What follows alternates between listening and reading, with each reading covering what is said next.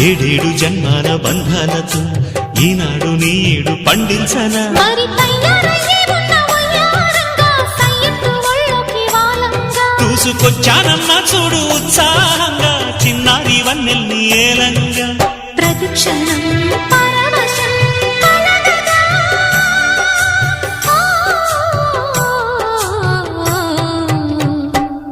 మనసా పలకవే మధుమాసపు కోయిలవై చెలిమే తెలుపవే చిగురాశల గీతికవై